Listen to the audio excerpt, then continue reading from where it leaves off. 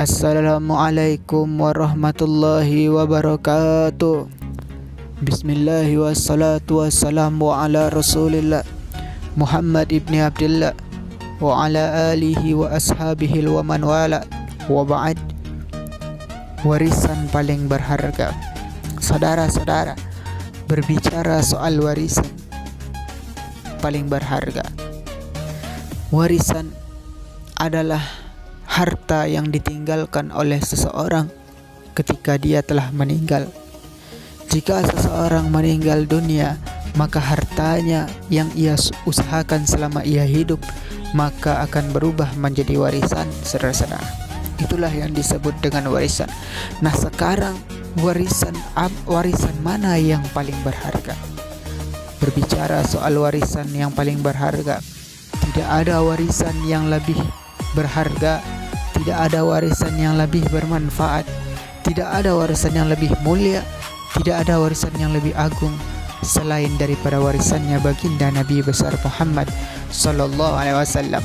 Apa warisannya baginda Nabi sallallahu alaihi wasallam? Nabi Muhammad tidak mewariskan harta, tidak mewariskan pangkat, tidak mewariskan jabatan kekuasaan, tidak mewariskan emas, tidak mewariskan permata, tidak mewariskan dinar, tidak mewariskan dirham, tidak mewariskan rupiah. Akan tetapi warisannya Nabi adalah ilmu, amal, akhlak, wara', khauf, ikhlas, sabar, takwa, ibadah, zuhud, qanaah. Itu warisannya baginda Nabi besar Muhammad sallallahu alaihi wasallam. Nah, Abu Hurairah, beliau pergi ke pasar. Beliau berkata, wahai orang-orang pasar, di masjid sedang dibagi-bagikan warisannya Nabi. Yang berdagang menutup dagangannya, yang berbisnis menghentikan bisnisnya. Lalu mereka berlarian ke masjid. Sampai di masjid, dikatakan, ya Abu Hurairah, katanya di masjid sedang dibagi-bagikan warisannya Nabi. Mana? Yang ada hanyalah majelis ilmu. Lalu dijawab oleh Abu Hurairah, majelis ilmu itulah warisannya baginda Nabi besar Muhammad sallallahu alaihi wasallam.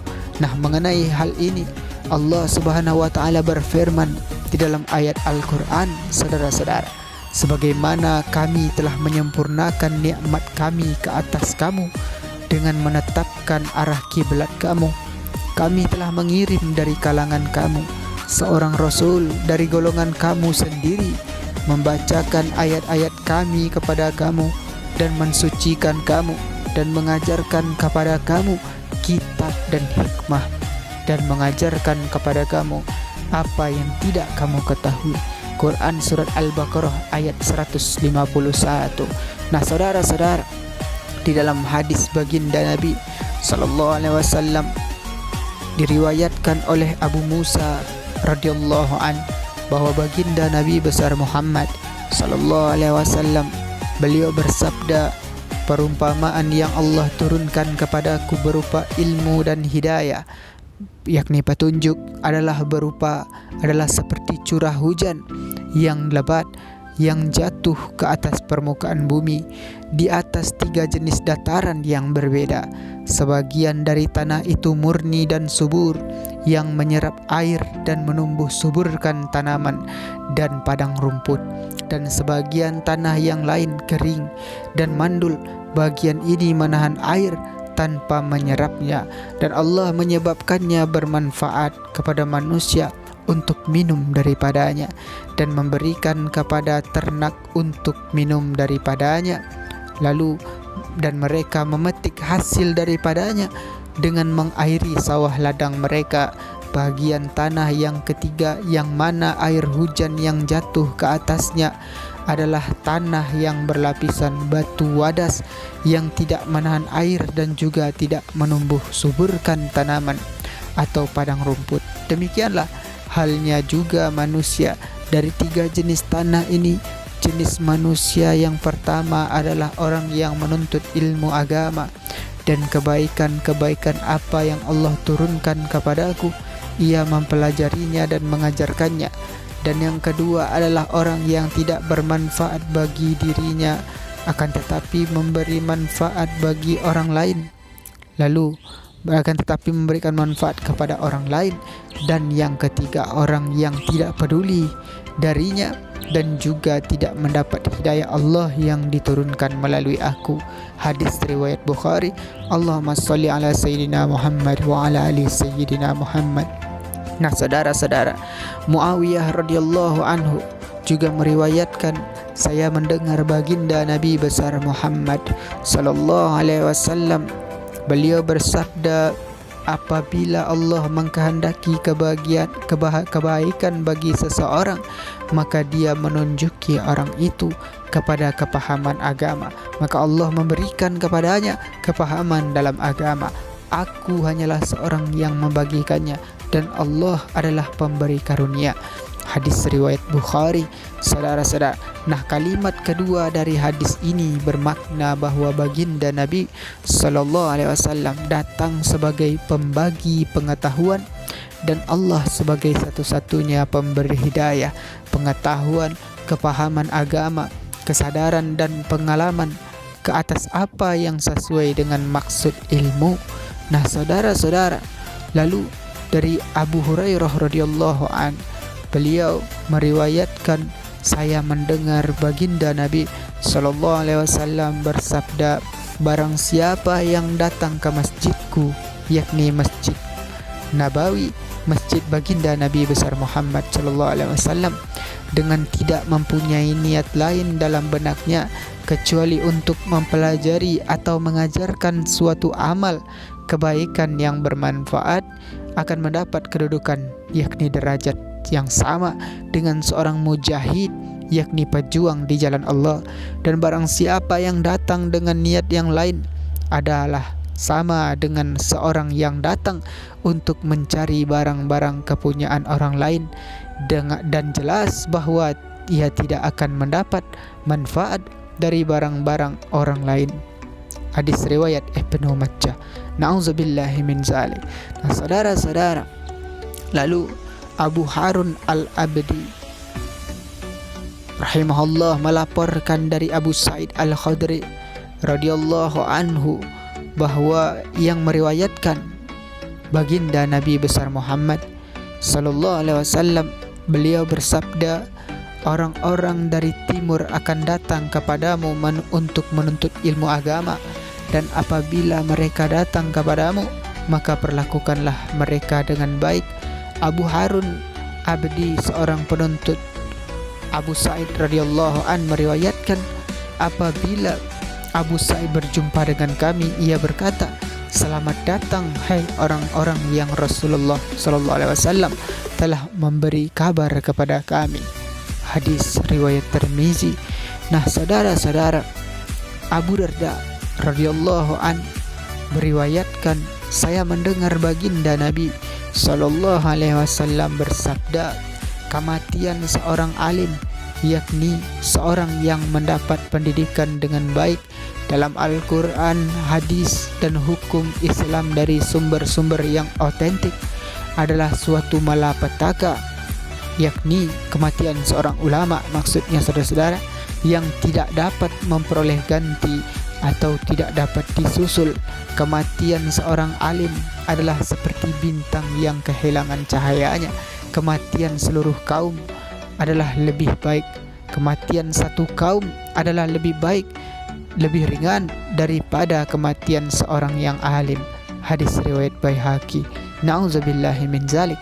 Saudara-saudara, lalu Umar radhiyallahu an meriwayatkan, pada suatu hari ketika kami sedang duduk bersama baginda Nabi besar Muhammad sallallahu alaihi wasallam, datanglah seorang ke hadapan kami yang memakai pakaian yang sangat putih, rambutnya sangat hitam, tiada tanda-tanda sebagai seorang musafir yang tampak padanya, dan di antara kami tiada orang yang mengenalnya. Ia berjalan dan duduk di depan baginda Nabi besar Muhammad sallallahu alaihi wasallam, mendekatkan lututnya berhadapan dengan lutut baginda Nabi besar Muhammad sallallahu alaihi wasallam, dan meletakkan kedua telapak tangannya di atas paha baginda Nabi sallallahu alaihi wasallam dan berkata, wahai Muhammad, beritahukanlah kepadaku apa itu Islam. Baginda Nabi sallallahu alaihi wasallam berkata, sebagai rukun Islam adalah bersaksi tiada yang berhak disembah kecuali Allah dan Muhammad adalah utusan Allah, dengan ikhlas mengerjakan solat, membayar zakat, berpuasa pada bulan Ramadan dan mengerjakan haji ke Ka'bah, ke Baitullah, jikalau kamu mempunyai kemampuan untuk mengerjakannya. Kemudian ia berkata, engkau berkata benar. Umar radhiyallahu anhu berkata, kami tercengang kepada pertanyaannya kepada baginda Nabi SAW, seolah-olah ia tidak mengetahui, dan kemudian berkata bahwa ia berkata benar, seolah-olah ia sudah mengetahuinya. Kemudian ia berkata, beritahukanlah kepadaku tentang iman. Baginda Nabi SAW bersabda, iman adalah percaya dari dalam hati kepada Allah, malaikat-malaikatnya, kitab-kitabnya, rasul-rasulnya dan hari akhirat, dan beriman kepada takdir ilahi baik yang buruk tentangnya, baik dan buruk tentangnya. Ia berkata, engkau berkata benar. Dan ia bertanya, beritahukan kepadaku tentang ihsan. Baginda Nabi SAW bersabda, ihsan adalah menyembah Allah seolah-olah engkau melihatnya, dan jikalau engkau tidak dapat melihatnya maka ia senantiasa melihat kepadamu. Kemudian ia berkata, beritahukanlah kepadaku tentang hari kapan terjadinya kiamat.